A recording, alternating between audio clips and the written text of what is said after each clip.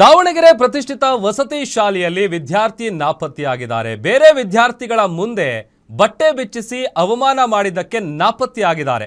ಬೇರೆ ವಿದ್ಯಾರ್ಥಿಗಳ ಮುಂದೆ ಬಟ್ಟೆಯನ್ನ ಬಿಚ್ಚಿಸಿ ಇನ್ಸಲ್ಟ್ ಮಾಡಿದ್ರು ವಾರ್ಡನ್ ಹಿಂಸೆಗೆ ಬೇಸತ್ತು ಹಾಸ್ಟೆಲ್ ಬಿಟ್ಟು ನಾಪತ್ತೆಯಾಗಿರುವಂತ ಆರೋಪ ಕೇಳಿಬರ್ತಾ ಇದೆ.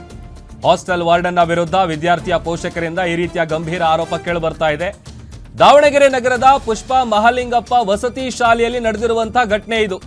16 ವರ್ಷದ ಜೀವನ್ ವಾರ್ಡನ್ ಅವರ ಕಿರುಕುಳದಿಂದ ನಾಪತ್ತೆಯಾಗಿರುವಂತಹ ವಿದ್ಯಾರ್ಥಿ ಅಂತ ಗೊತ್ತಾಗ್ತಾ ಇದೆ. ಗಡೂರು ತಾಲೂಕಿನ ಡಿ ಹೊಸಳ್ಳಿ ಗ್ರಾಮದ ನಿವಾಸಿ ಈತ ಜೀವನ್. ಕಳೆದ 3 ವರ್ಷದಿಂದ ಇದೇ ಶಾಲೆಯಲ್ಲಿ ಓದ್ತಾ ಇದ್ದ. ವಸತಿ ಶಾಲೆಯ ವಿರುದ್ಧ ಜೀವನ್ ಪೋಷಕರು ಈಗ ಗಂಭೀರವಾದಂತಹ ಆರೋಪ ಮಾಡ್ತಾ ಇದ್ದಾರೆ. ಒಂದೊಂದು ಕಡೆ ದಾವಣಗೆರೆಯ ವಿದ್ಯಾನಗರ ಪೊಲೀಸ್ ಠಾಣೆಯಲ್ಲಿ ಇದೇ ವಿಚಾರಕ್ಕೆ ಸಂಬಂಧಪಟ್ಟಂತೆ ಪ್ರಕರಣ ಕೂಡ ದಾಖಲಾಗಿದೆ. ವಾರ್ಡನ್ನ ಕಿರುಕುಳ ವಿಪರೀತ ಇತ್ತು. ಬೇರೆ ವಿದ್ಯಾರ್ಥಿಗಳ ಮುಂದೆ ಬಟ್ಟೆ ಬಿಚ್ಚಿಸಿ ಅವರಿಗೆ ಅವಮಾನ ಮಾಡಿದ್ದಾರೆ. ಹೀಗಾಗಿ ಆತ ನಾಪತ್ತೆಯಾಗಿದ್ದಾನೆ ಅಂತೇಳಿ ದಾವಣಗೆರೆಯ ವಿದ್ಯಾನಗರ ಪೊಲೀಸ್ ಠಾಣೆಯಲ್ಲಿ ಪ್ರಕರಣ ಕೂಡ ದಾಖಲು ಮಾಡಿದ್ದಾರೆ. ಆ ವಿದ್ಯಾರ್ಥಿಯ ಪೋಷಕರು ವಾರ್ಡನ್ನ ವಿರುದ್ಧ ಗಂಭೀರವಾದಂಥ ಆರೋಪವನ್ನ ಮಾಡ್ತಾ ಇದ್ದಾರೆ. ರಾತ್ರಿ 7 ಗಂಟೆಗೆ ಪುಷ್ಪ ಮಹಾಲಿಂಗಪ್ಪ ಸ್ಕೂಲ್ ಹತ್ರ ಬಂದಿದ್ದೀವಿ. ಇವ್ರು ಏನು ಹೇಳ್ತಾರೆ, ನಾವು ಕಾಂಪೌಂಡ್ ತಗೊಂಡಿದ್ದೀವಿ. ಕಡೂರು ತಾಲೂಕು, ಚಿಕ್ಕಮಗಳೂರು ಜಿಲ್ಲೆ, ಡಿ ಹೊಸಳ್ಳಿ ಅಂತ. 8th 9th 10th ಮಗುನ ತಗೊಂಬಂದು ಹಾಕಿದ್ದೀವಿ. ಫೈನಲ್ ಇಯರ್ ಈಗ 10th ಮಗು. ವಾರ್ಡನ್ ರಾತ್ರಿ ಫೋನ್ ಮಾಡಿರು. ಒಂದು 8:40 ಮಗು ಮಿಸ್ ಆಗಿದೆ ಅಂತ ನನಗೆ 10:10 ಹೇಳಿರು. ಆಯಿತು, ಯಾಕೆ ಏನು ಮಾಡ್ಕೊಂಡ, ಏನಾರ ಗಲಾಟೆ ಮಾಡಿದಾನ ಸರ್, ಏನಾರ ಮಾಡಿದಾನ, ಯಾಕೆ ಹೋದ ಹಂಗೆ ಎಲ್ಲ ಕಾಂಪೌಂಡ್ ಆರಿಂದಿ? ಇಲ್ಲ ಮೇಡಮ್, ಏನೂ ಮಾಡಿಲ್ಲ, ಏನೂ ಗಲಾಟಿಲ್ಲ, ಬನ್ನಿ ಮೇಡಮ್ ನೀವು ಬೆಳಿಗ್ಗೆ ಅಂದರು. ಆಯಿತು ಸರ್, ಈಗ ನೀವು ಎಲ್ಲಿದ್ದೀರಾ ಅಂದು. ಗೌರ್ಮೆಂಟ್ ಬಸ್ ಸ್ಟ್ಯಾಂಡಲ್ಲಿ ಬಸ್ ನೋಡ್ತಾ ಇದ್ದೀವಿ ಕಣಮ್ಮ, ನಿಮ್ಮ ಕಡೆ ಬಸ್ ಯಾವುದು ಅಂತಂದರು.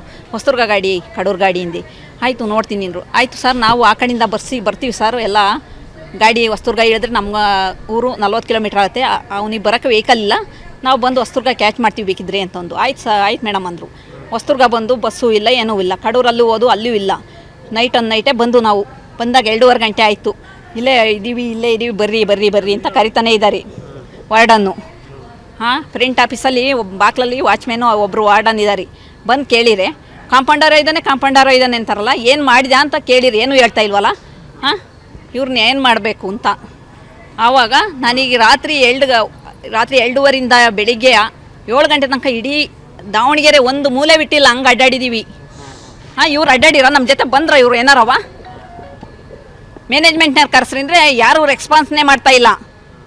ಆದ್ರಿಂದವ ನನಗೆ ಆಮೇಲೆ ಬೆಳಿಗ್ಗೆ ಅನುಮಾನ ಬಂದು ನಾನೇ ಮಾಡಿದೆ. ಮತ್ತೆ ಬಂದೆ 7 ಗಂಟೆ 7:30 ಬಂದು ನೋಡೋಣ SLC ಸ್ಟೂಡೆಂಟ್ ಏನಾರು ವಿಚಾರಿಸಿದ್ದು ಗೊತ್ತಾಗ್ಬೋದನ ಅಂತ ಆ ಕಡೆಯಿಂದ ಹೋದೆ. ಅಲ್ಲಿಯೂ ಸರಿಯಾಗಲ್ಲ ನನಗೆ.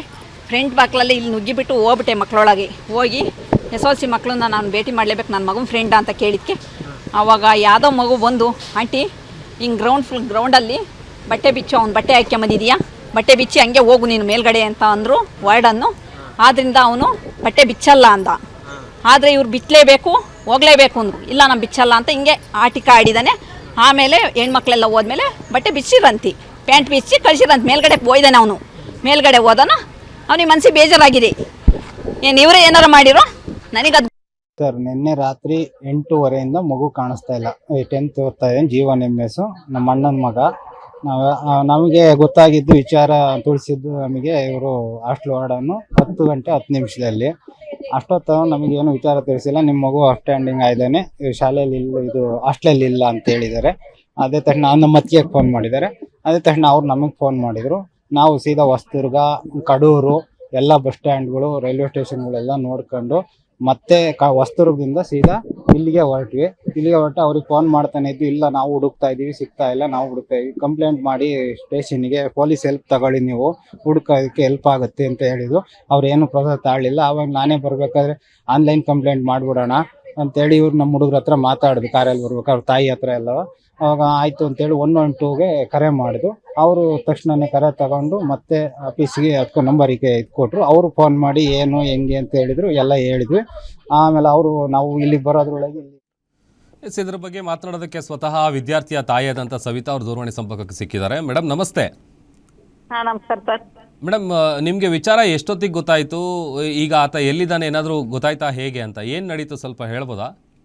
ಸರ್, ನಾವು 8th 9th 10th ದಾವಣಗೆರೆಯಲ್ಲಿ ಪುಷ್ಪ ಮಹಾಲಿಂಗಪ್ಪ ಸ್ಕೂಲಲ್ಲಿ ಬಿಟ್ಟಿದ್ದೀವಿ. ನಮ್ದು ಕಡೂರು ತಾಲೂಕು, ಚಿಕ್ಕಮಗಳೂರು ಜಿಲ್ಲೆ, ದೇವರಸಹಳ್ಳಿ. ನಮ್ಮ ಮಗು ಈಗ 10th ಸ್ಟ್ಯಾಂಡರ್ಡು. ಓಕೆ ನಿನ್ನೆ ಸಂಜೆ ನೈಟು ಒಂದು 10 ಗಂಟೆ 10 ನಿಮಿಷಕ್ಕೆ ಫೋನ್ ಬಂತು ಸರ್. ವಾರ್ಡನ್ ಫೋನ್ ಮಾಡಿರು, ಮಗು ಹಿಂಗೆ ಮಿಸ್ ಆಗಿದೆ ಮೇಡಮ್, ಕಾಂಪೌಂಡ್ ಹತ್ತಿ ಒಯ್ದಾನೆ ಅಂತ ಹೇಳಿರು. ಅದಕ್ಕೆ ನಾವು ಇದೇನು ಸರ್ ಹಿಂಗೆ ಹೇಳ್ತೀರಾ, ಅದೇ ತಕ್ಷಣ ಕಾಂಪೌಂಡ್ ಹತ್ತಿ ಒಯ್ದೆ ಅಂದಿದ್ದಕ್ಕೆ ನಾನು ಕಂಪ್ಲೇಂಟ್ ಕೊಟ್ಬಿಡಿ ಇಂದಿ. ಹ್ಮ್ ನಾನು 1 ನಿಮಿಷನೂ ಟೈಮ್ ವೇಸ್ಟ್ ಮಾಡಲು, ಕಂಪ್ಲೇಂಟ್ ಕೊಡಿ ಅಂದ್ರೆ ಇವ್ರು ಕಂಪ್ಲೇಂಟ್ ಕೊಟ್ಟಿಲ್ಲ. ಆಮೇಲೆ ಬಸ್ ಸ್ಟ್ಯಾಂಡ್ ಅಲ್ಲಿ ಇದೀವಿ, ಹೊಸದುರ್ಗ ಗಾಡಿ ನೋಡ್ತಿದೀವಿ ಅಂದ್ರು.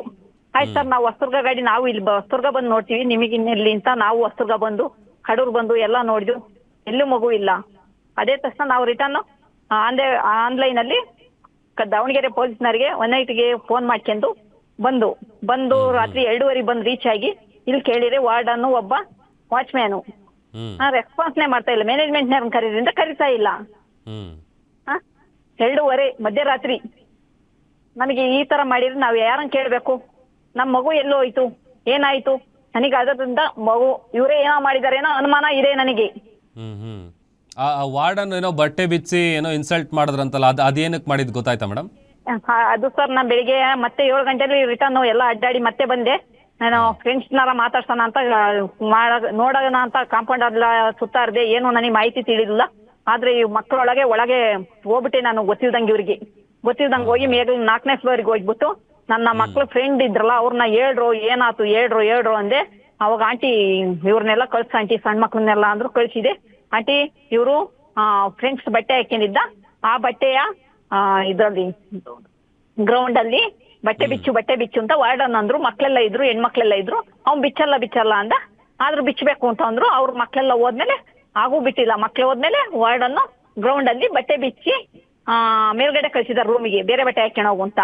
ಹ್ಮ್ ನಾನ್ ಇಷ್ಟಕ್ಕೆ ಬಿಡಲ್ಲ ಸರ್, ಇವ್ರು ಯಾರು ಬಟ್ಟೆ ಬಿಚ್ಚಾಕೆ, ನಾನ್ ಬಿಚ್ಚಿಸ್ತೀನಿ ಈಗ. ಮ್ಯಾನೇಜ್ಮೆಂಟ್ನವ್ರನ್ನ ಎಲ್ಲರನ್ನು ಬಿಚ್ಚಿಸ್ತೀನಿ, ನಾನ್ ಬಿಡಲ್ಲ ಸರ್, ಇಷ್ಟಕ್ಕೆ ಬಿಡಲ್ಲ. ನನಗೆ ನನ್ನ ಮಗು ಬೇಕು. ಹ್ಮ್ ಹ್ಮ್ ಬೆಳಿಗ್ಗೆ ನಾನ್ ಕಂಪ್ಲೇಂಟ್ ಇದ್ ಮಾಡಕ್ ಹೋಯ್ದ್ನಿ, ಇಲ್ಲಿ ನಮ್ಮ ಅಣ್ಣ ನಿಂತಾರೆ ಸ್ಕೂಲ್ ಹತ್ರ, ರೌಡಿಗಳು ಬಂದಾರೆ ಹೊಡಿಯಕ್ಕೆ. ಹ್ಮ್ ಮಗು ಇರೋದು ನಮ್ಮ ಮಗು, ರೌಡಿಗಳು ಯಾಕೆ ಬರ್ಬೇಕು? ಏನ್ ಮಾಡ್ತಾ ಇದೆ ಇವ್ರ ಮ್ಯಾನೇಜ್ಮೆಂಟ್ ಸಂಸ್ಥೆ, ಏನ್ ಮಾಡ್ತಾ ಇದೆ ಅಂತ ನಾನ್ ಕೇಳ್ತಾ ಇರೋದು. ಹ್ಮ್ ಹ್ಮ್ ನಮಗೆ ಹಂಗಾರೆ ಮಕ್ಕಳು ಮ್ಯಾನೇಜ್ಮೆಂಟ್ ಅವ್ರು ಏನ್ ಹೇಳಿದ್ರು? ಈಗ ಅವ್ರು ಏನಾದ್ರು ಮಾತಾಡಿದ್ರ? ಅವ್ರ ಜೊತೆಗೆ ಮಾತಾಡಕ್ ಅವಕಾಶ ಸಿಗ್ತಾ ನಿಮ್ಗೆ? ಹೇಗೆ? ಇನ್ನು 1.5 ಗಂಟೆ ಟೈಮ್ ಕೊಡಿ, ನಿನ್ ಮಗು ಕರ್ಕೊಂಬಂದ್ ನಿಲ್ಲಿಸ್ತೀವಿ ಅಂದಾರೆ. ಆಯ್ತು ಸರ್, ನನಗೆ ಖುಷಿ. 1.5 ಗಂಟೆ ನನ್ ಮಗು ಕರ್ಕೊಂಬಂದ್ರೆ ನಾನು 1 ನಿಮಿಷನೂ ಬಿಡಲ್ಲ, ನಾನು ಕರ್ಕೊಂಡು ಹೋಗ್ತೀನಿ ಊರಿಗೆ. ಕರ್ಕೊಂಬರ್ಬೇಕು. 1.5 ಗಂಟೆ ಟೈಮ್ ಕೊಟ್ಟಿದ್ದೀನಿ, ನಾನು ಹೊರಗಿದ್ದೀನಿ. 1.5 ಗಂಟೆ ಒಳಗೆ ನನ್ನ ಮಗನ್ ಕರ್ಕೊಂಬರ್ತಾರ ಇವರು? ಆಗುತ್ತಾ ಇವ್ರ ಕೆಲೆ? ಅದೇ ಕೆಲಸ ರಾತ್ರಿ 8 ಗಂಟೆಗೆ ಅವ್ನು ಹೋದಾಗ ಮಾಡಿದ್ರೆ 10 ನಿಮಿಷಕ್ಕೆ ಮಗು ಸಿಗೋದು.